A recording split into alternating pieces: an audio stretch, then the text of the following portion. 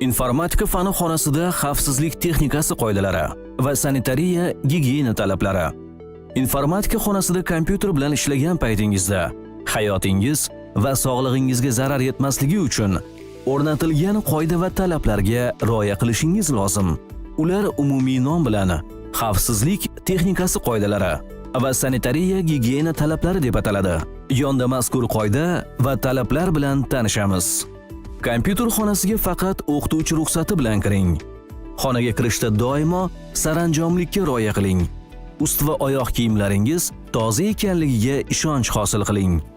Xonaga ortiqcha kiyimlaringiz bilan kirmang. Kompyuterni o'qituvchi ruxsatsiz ishga tushirmang va o'chirmang. Ma'lumki, uy sharoitida ham elektr toki bilan ishlaydigan qurilmalardan kattalarning ruxsatsiz foydalanmaysiz. Shunday ekan, informatika xonasida ham o'rnatilgan tartib qoidalarga amal qiling. Joyingizdan turishda o'qituvchidan ruxsat so'rang. Tartib intizom saqlangan joyda ish ham unumli bo'ladi.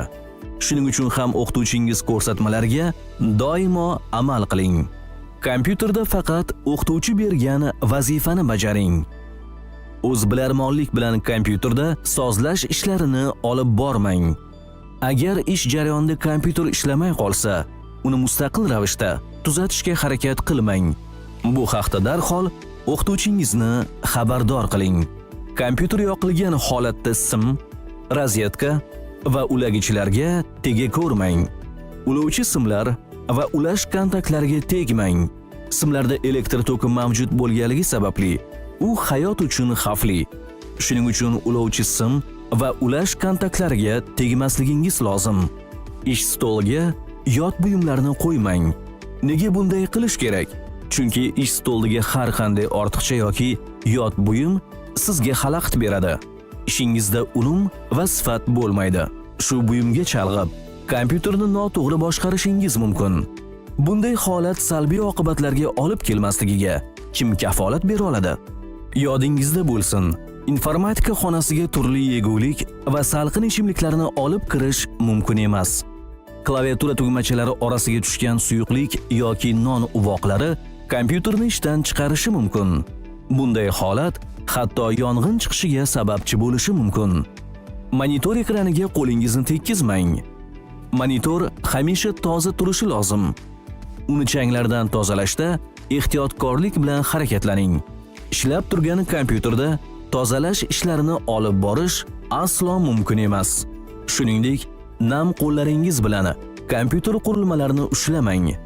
Bunday holatlar baxtsiz hodisalarni keltirib chiqarishi mumkin. Kompyuter xonasida tez alanglanuvchi buyum va suyuqliklarni ishlatmang. Aziz o'quvchilar, xonani doimo ozoda saqlaylik.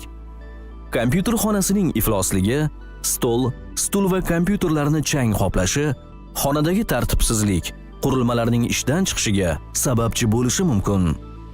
Informatika xonasi uchun o'rnatilgan sanitariya gigiyena talablari nimalardan iborat? Kompyuter oldida o'tirish qoidalari.